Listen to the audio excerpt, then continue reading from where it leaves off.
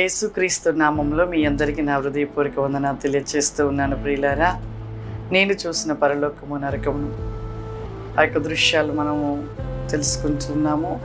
మరి ఇలా దేవదూతలు నన్ను తీసుకొని ఆ యొక్క పరలోక రాజ్యానికి తీసుకొని వెళ్ళడం జరిగి ఉంది. ప్రియులారా, వారు తీసుకొని వెళుతుంటే నాకు ఎంతో ఆనందం అనిపిస్తూ ఉంది.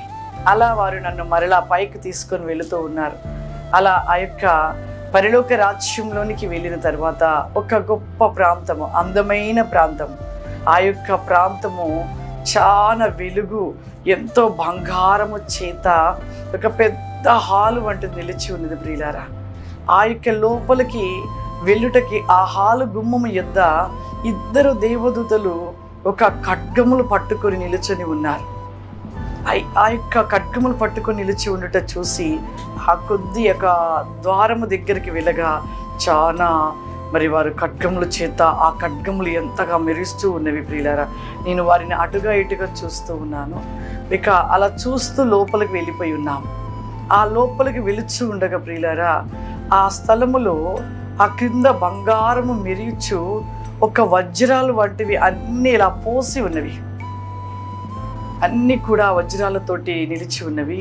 ఆ లోపలికి అలా వెలుచు ఉన్నాం. నేను కిందకు చూసుకుంటా అటుగా ఇటుగా చూస్తూ ఉన్నాను. చాలా బంగారము ఎంత వెలుగుతో నిలిచి ఉన్నదో ఆ యొక్క స్థలం అంతా కూడా.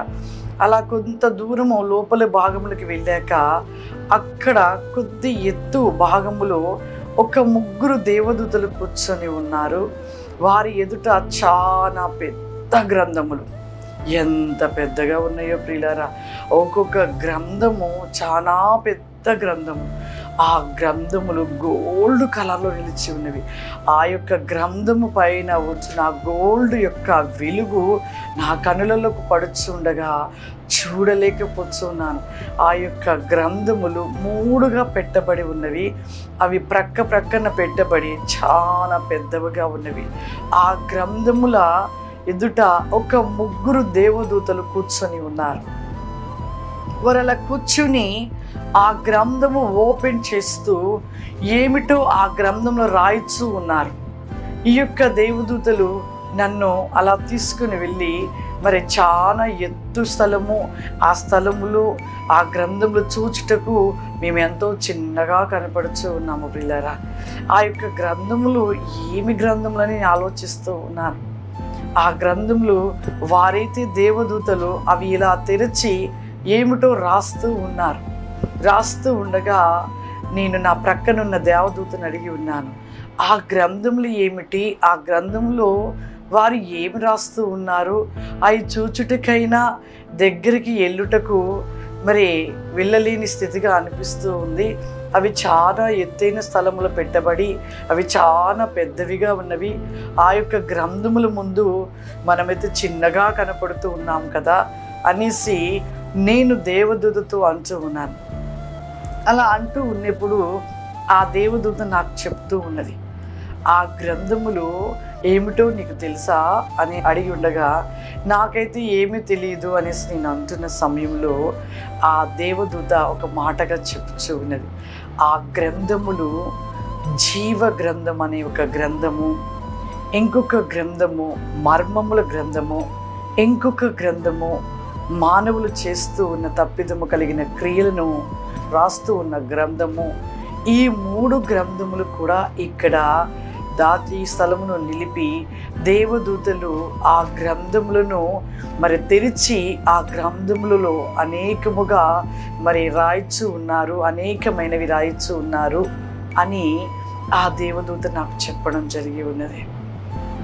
నాకు చాలా సంతోషముగా అనిపించి ఉన్నది. ప్రియులారా, ఆ యొక్క మూడు గ్రంథములు ఎంత పెద్దవిగా ఉన్నవో, ఎంత గోల్డ్ కలర్లో ఉంచి ఉన్నవి. జీవ గ్రంథం అని ఒక మాటగా మొదటిగా అనినప్పుడు, నేను ఆ యొక్క దేవదూత అనినప్పుడు మరి ఆ యొక్క ద్వారము యొద్ద నిలిచి ఉంటున్న గ్రంథము పేరు కూడా జీవ గ్రంథమే కదా అని ఉన్నారు. మరి ఈ స్థలములో నిలిచి ఉన్నది కూడా జీవ గ్రంథమా అనేసి మరి అడిగినప్పుడు అవునవును, ఆ యొక్క రక్షణ తీసుకున్న వెంటనే పేరు మాత్రమే ఆ జీవ గ్రంథంలో రాయబడుచు ఉన్నది. కానీ ఈ స్థలములో ఉంచబడిన గ్రంథములో వారు చేస్తున్న ప్రతిదీ కూడా మరి ఉంటున్న రీతిని బట్టి అన్నీ కూడా ఈ గ్రంథంలో రాయబడుచు ఉన్నవి. అదిగో ప్రక్కన ఉంటున్న మర్మపు గ్రంథము, ఆ గ్రంథంలో అనేక మర్మములు దాచబడిన గ్రంథము, మర్మముల చేత నింపబడి ఉంటున్న గ్రంథము. అదిగో ఇంకొక గ్రంథముగా ఉంచున్నది, నరులు చేస్తూ ఉన్న వారి వారి క్రియలను బట్టి రాయబడుతూ ఉన్న గ్రంథము అని ఆ యొక్క దేవదూతలు చెప్పి ఉన్నారు ప్రియులారా. ఇక ఆ యొక్క దేవదూతలు చెప్పుచూ ఉండగా నేను అటుగా ఇటుగా చూస్తూ ఉన్నాను. ఒక మారిగా చూస్తే బాగుండు అనుకుంటున్నాను. ఆ గ్రంథములో ఏమి రాస్తున్నారో తెలుసుకోవాలనిపిస్తూ ఉంది. కానీ ఇక ఆ స్థలములో నుండి దేవదూతలు ఇక వేరే స్థలంలోకి నన్ను తీసుకొని వెళుతూ ఉండగా, మేము నడుస్తూ ఉండగా ఆ యొక్క కింద వజ్రములు కనపడుతూ ఉన్నవి. అన్ని వజ్రాల చేత నింపబడి ఉన్నవి. ఇక వాటిని అలా చూస్తూ కొద్దిసేపు అలా ఆ యొక్క వజ్రముల మధ్యలో నుండి నడుచుకుంటూ ముందుకు సాగాము. అలా వెళుతూ ఉండగా ఒక ఎడారి వంటి స్థలం, ఆ యొక్క ఎడారి వంటి స్థలమునికి మేము చేర్చబడి ఉన్నాము. అలా వెళ్ళిపోతూ ఉండగా ఒక గొప్ప ఎడారి ప్రియులారా, ఎంత పెద్ద ఎడారో! నిజముగా భూలోకంలో ఎడారులు చూశాను, కానీ అక్కడ కూడా ఎడారులు ఉంటాయా అనుకున్నాను. ఆ ఎడారి గోల్డ్ కలర్లో నిలిచి ఉన్నది. అంతా కూడా గోల్డ్ కలర్లో నిలిచి ఉన్నది. కంటికి కనపడనంత స్థలము, ఎంతో స్థలం. ఆ యొక్క స్థలములో యేసుక్రీస్తు వారు, ప్రభువైన వారు ఆ స్థలంలో తెల్లటి మహిమతో అక్కడ నిలిచి ఉండటము నేను చూసి ఉన్నాను. ఈ దేవదూతలు ఆ యొక్క ప్రభువారి యొద్దకు నన్ను తీసుకెళ్ళడం జరిగి ఉన్నది. అక్కడికి వెళ్ళినప్పుడు ప్రభువారు ఆ స్థలంలో నిలిచి ఉన్నారు. ఆ యొక్క ప్రభువారి ఎదుట నిలిచి మరి ప్రభువారు ఒక మాటగా నాకు తెలియపరిచి ఉన్నారు. ఆ మాట ఒక మాటగా నాతో మాట్లాడి ఉన్నారు ప్రియులారా. ఇదిగో కుమార్తె, ఈ యొక్క స్థలము, ఈ యొక్క ఎడారిని నువ్వు చూస్తూ ఉన్నావు కదా, ఈ ఎడారిని నీకు నేను ఇవ్వవచ్చు ఉన్నాను అంటూ ఉండగా, ఆ ఎడారిని నీకు ఇవ్వవచ్చు ఉన్నాను కుమార్తె. ఈ ఎడారి ప్రాంతంలో నీవు దున్ని పంటను వేసి, నీవు ఈ యొక్క దున్ని ఈ స్థలములో విత్తనములు పెట్టి పంట వేసి, కోత వచ్చినప్పుడు కోత కాలములో కోయుటకు నా యొక్క రాజ్యపు నుండి దూతలు ఈ యొక్క పంట కోయుటకు రాబోచ్చు ఉన్నారు అనేసని ఉండుట నాకు అర్థం కాలేదు ప్రియులారా. మరొక మారిగా అడిగాను, ప్రభా నాకేమీ అర్థం కావట్లేదు అనినప్పుడు, ఈ యొక్క ఎడారిని నీవు దున్ని విత్తనములు పెట్టి ఈ యొక్క పంటను పండించు, ఈ యొక్క పంట పండించిన తరువాత కోత కాలంలో ఈ పంట కోయుటకు నా రాజ్యపు దూతలు ఆ స్థలంలోనికి వస్తూ ఉంటారు అనినప్పుడు నేను అలా చూస్తూ మరలా అలాగే చూస్తూ ఉన్నాను. అప్పుడు వివరణగా మరి దేవాది దేవుడు ప్రభువారు చెప్పారు. నాకు 2 మార్లు చెప్పినా అర్థం కాలేదు. కానీ ప్రభువారు ఒక మాటగా మరలా, అదిగో కుమార్తె, ఈ యొక్క పంటను పండించుట నీకు నేను అప్పగిస్తూ ఉన్నాను అని చెప్పినప్పుడు, దేవాది దేవుడు అలా అంటూ ఉన్న సమయంలో నేను ఒక మాటగా అన్నాను, ప్రభువా ఈ స్థలమును దున్ని పంటను పండించుటకు ఈ స్థలములో ఏ నీరైనను లేదు కదా ప్రభువా, ఇది కేవలము ఎడారి ప్రాంతము కదా అని నేను అంటూ ఉన్నప్పుడు, నీవు పండించవలసి ఉన్నది అంటూ ఉండగా, నీ సహాయము నాకు ఉంటే నేను ఈ యొక్క పంట ఈ స్థలములో పండిస్తాను ప్రభువా అనేసి నేను ఆ మాటగా అని ఉన్నాను ప్రియులారా. ఆ మాట అంటూ ఉన్నప్పుడు ప్రభువారు, ఆ పంట ఏమిటి ప్రభువా అని మరలా నేను అడిగి ఉన్నప్పుడు ప్రభువారు ఒక మాటగా చెప్పి ఉన్నాడు, అదిగో భూలోకంలో ఉంచున్న నపుంసకులు అనేవారు నిలిచి ఉన్నారు, వారి కొరకు నీవు ప్రార్థించవలసి ఉన్నది, వారి మధ్యలో నువ్వు స్వార్థను ప్రకటించవలసి ఉన్నది అని ప్రభువారు ఆ మాట చెబుతూ, వారి కొరకు ఒక ప్రాంతమును నీకు నేను చూపించబోతూ ఉన్నాను, ఆ ప్రాంతముకు నేను తీసుకువెళ్ళబోచ్చు ఉన్నాను కుమార్తె, ఇదిగో ఈ ఎడారి నీకు నేను అప్పగిస్తూ ఉన్నాను అంటూ మరి దేవాది దేవుడు నన్ను ఒక ప్రాంతముకు తీసుకొని వెళ్ళి ఉన్నాడు. ఆ ప్రాంతములో చాలా గొప్ప వెలుగైన ప్రాంతం. ఎంత వెలుగుగా నిలిచి ఉన్నదో, ఎంత సువాసనగా నిలిచి ఉన్నదో. ఆ స్థలములోనికి దేవాది దేవుడు నన్ను తీసుకువెళ్ళడము, ఆ స్థలములో అనేకులు కూడా చాలా సౌందర్యము కలిగిన స్త్రీల వలె ఆ స్థలంలో నిలిచి ఉన్నారు. వారు స్త్రీల వలె నిలిచి ఉన్నారు, ఎంతో సౌందర్యాన్ని కలిగి ఉంటూ ఉన్నారు. మరి ఆ స్థలంలో ఒక సువాసన, వారంతా కూడా ఆనందముతో ప్రార్థిస్తూ ఉన్నారు. చక్కగా మోకరించి ప్రార్థిస్తూ మరలా కొద్దిమంది ఆనందముతో నిలిచి ఉండుట చూసుట, ఆనందంతో చూసి ఉండుట నాకు ఆశ్చర్యం అనిపించింది. అక్కడ కేవలము స్త్రీలుగా ఉంటున్న వారు నిలిచి ఉన్నారు. ప్రభువా, వీరు ఎవరు అని నా మనసులో నేను అడగబోయే లోపే ప్రభువారు నాకు ఒక మాటగా చెప్పి ఉన్నారు.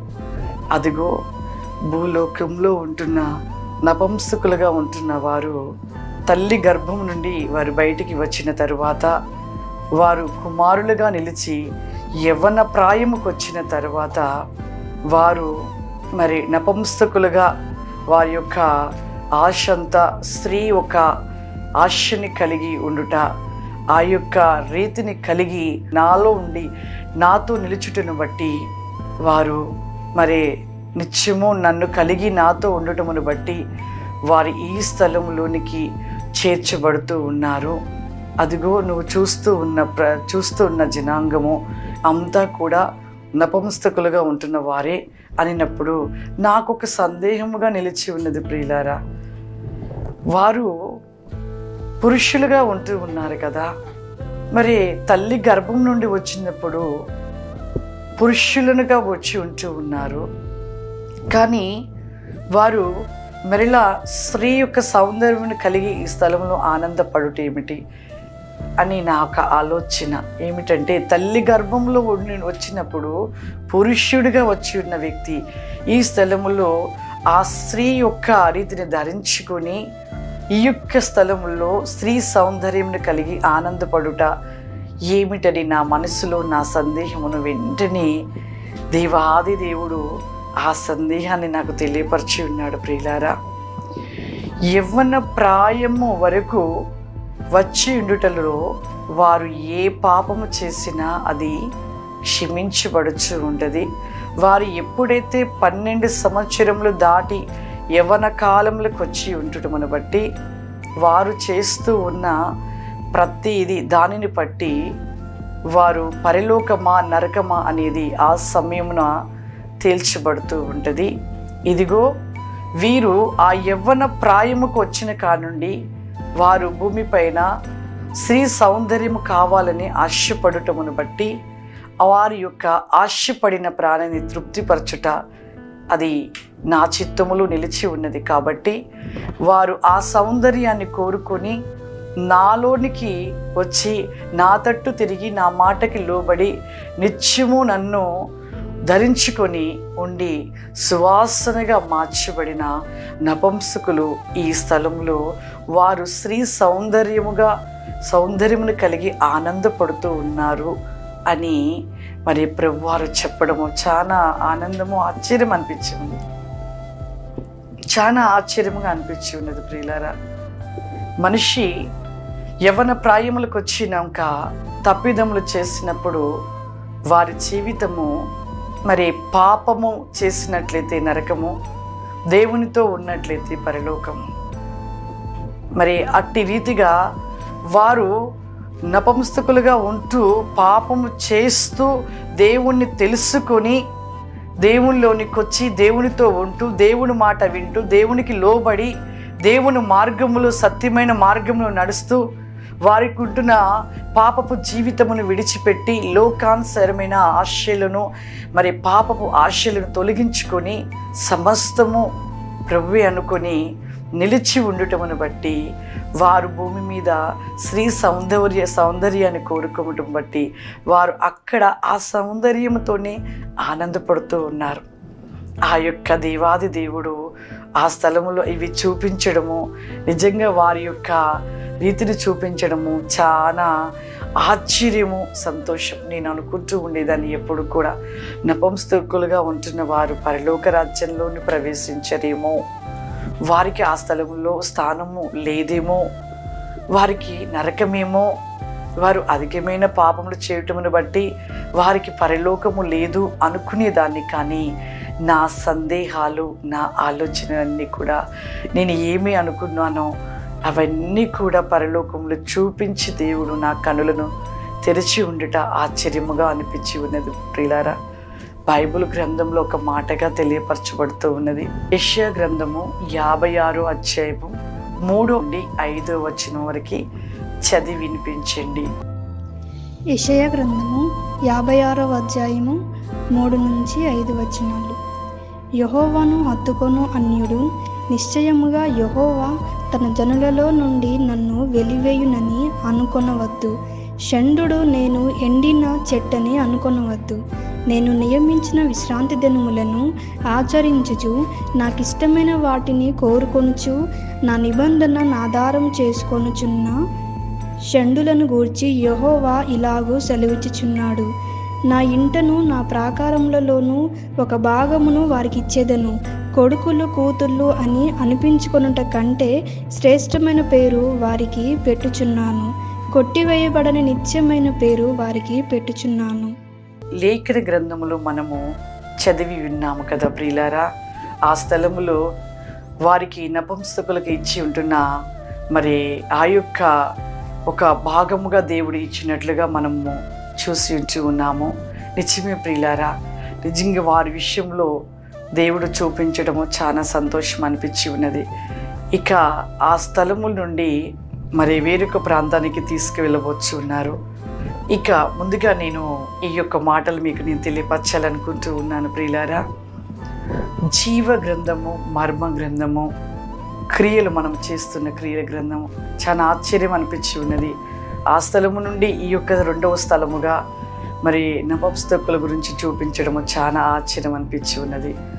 ఇక ఆ 2 ప్రాంతాలు కూడా నాకు చాలా ఆనందం అనిపించి ఉన్నది ప్రియులరా.